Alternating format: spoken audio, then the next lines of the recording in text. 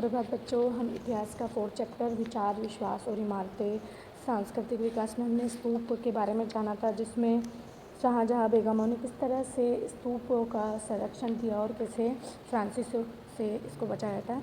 इसी के दूसरे हम यज्ञ और विवाद की पृष्ठभूमि को देखेंगे कि इसमें लोगों को क्या और कैसे इसमें बदलाव आया था।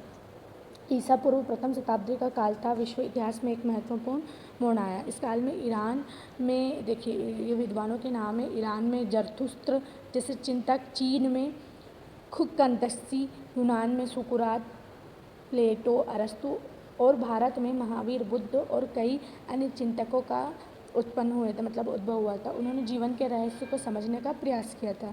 उन्होंने जीवन के रहस्य को, क्या कि जीवन कैसे जीना चाहिए और क्यों पृथ्वी पर हमारा जन्म हुआ, ये सब रहस्य को उजागर किया था। साथ साथ वे इंसानों और विश्व व्यवस्था के बीच रिश्ते को समझने की कोशिश कर रहे थे। फिर उसी की ओर हम देखेंगे कि यज्ञों की परंपरा क्या थी। तो उस समय यज्ञों की परंपरा 1500 से 1000 ईसा पूर्व में ऋग्वेद में मिला था कि यज्ञ कैसे किए जाते थे। तो पता चला था कि यहाँ बहुत ही प्राचीन परंपरा है। ऋग्वेद में अग्नि, इंद्र, सोम आदि कई देवताओं की स्तुति का संग्रह मिला, जिसमें यज्ञ किया जाता था। यज्ञों में स्तोत्र मतलब श्लोकों का उच्चारण किया जाता था। लोग उसमें अपने मवेशी मतलब जानवर, बेटे, स्वास्थ्य और लंबी आयु की प्रार्थना करते थे। शुरू में जो ये यज्ञ थे सामूहिक रूप से किए जाते थे। क्या होता था, समूह में किए जाते थे। और लगभग 1000 से 500 ईसा पूर्व में क्या हुआ, ये मालिकों द्वारा किए जाते थे। जैसे इनके नाम दिए गए, राजसूय, अश्वमेध, जटिल सरदार क्या करते थे, यज्ञों को किया करते थे। और इन राजाओं के लिए यज्ञ का अनुष्ठान और जो भी सामग्री वो कौन एकत्र करते थे, तो वहाँ ब्राह्मण और पुरोहित पर उनको निर्भर रहना पड़ता था। इसी की दूसरी ओर हमें यदि यज्ञ किए जाएंगे, उसमें इस तरह से प्रार्थना की जाएगी और खूब लंबी रातों तक चलते थे, लंबे लंबे समय तक के यज्ञ किए जाते हैं। दूसरी ओर उपनिषद क्या बोल रहा है, तो यहाँ देखेंगे बच्चों, तो उपनिषद 6ठी सदी ईसा पूर्व में पाई गई विचारधारा से पता चलता है कि जो लोग थे वो जीवन का अर्थ समझना चाहते थे। वह सोचते थे कि मृत्यु के बाद क्या होगा, संभावना, उनको पुनर्जन्म के बारे में भी जानना था। वहाँ कहते थे क्या पुनर्जन्म अतीत के जो हमारे काम उन पर निर्भर होगा। ऐसे मुद्दों पर पुरजोर बहस होती थी।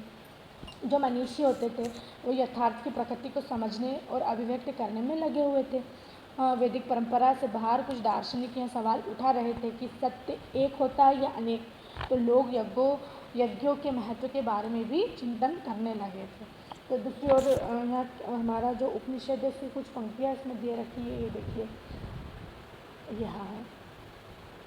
यहाँ पर संस्कृत भाषा में रचित लगभग 6ठी सदी ईसा पूर्व के छंद योग उपनिषद से 2 श्लोक दिए गए हैं। मेरी यह आत्मा धान या धव या सरसों या बाजरे के बीज की गिरी से भी छोटी है। वहाँ क्या बोल रहा है, जो मेरी आत्मा है वह कितनी छोटी है, धान सरसों के बीज इससे भी छोटी है।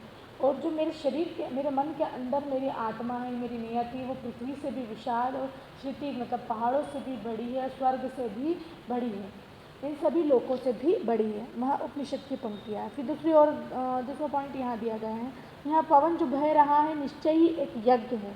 बहते बहते यहाँ सबको पवित्र कर रही है, इसलिए यहाँ वास्तव में यज्ञ है। यहाँ उपनिषद कह रहा है कि कर्मकांड करने की कोई ज़रूरत नहीं है, सब हमारे यज्ञ है जिसमें हमारी प्रार्थना कर सकते हैं। फिर दूसरा वाद विवाद और चर्चाएँ समकालिक बौद्ध ग्रंथ में हमें 64 संप्रदाय का चिंतन और परंपरा का उल्लेख मिलता है। इसमें हमें जीवन चर्चाओं विवादों के एक झांकी मिलती है। तो वास्तव में यज्ञ क्या था ये बताया गया है इसमें कि उपनिषद तो जो हवा बह रही है हम उससे भी प्रार्थना कर सकते हैं, जो कि हमारे ईश्वर तक प्रार्थना पहुंचा सकती है, और यही यज्ञ है, ये उपनिषद कह रहा है।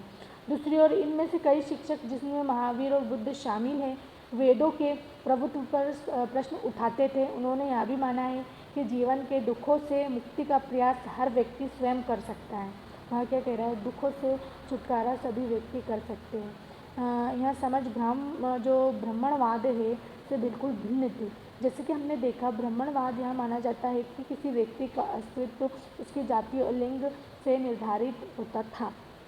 वही ब्राह्मणवाद क्या बोल रहा है कि जो व्यक्ति की जाति बांटी गई थी, उसमें जो जाति में पैदा हुआ है, जो उसका कार्य है वही उसका वह अमर रहेगा। और इसी के दूसरी ओर महावीर और जो बुद्ध है वो कह रहे हैं कि मनुष्य अपने दुखों का निवारण खुद ही कर सकता है। इस क्वेश्चन को समझिए और मैं आपको लिखने के लिए दूंगी कि आपको लिखना है कॉपी में। धन्यवाद।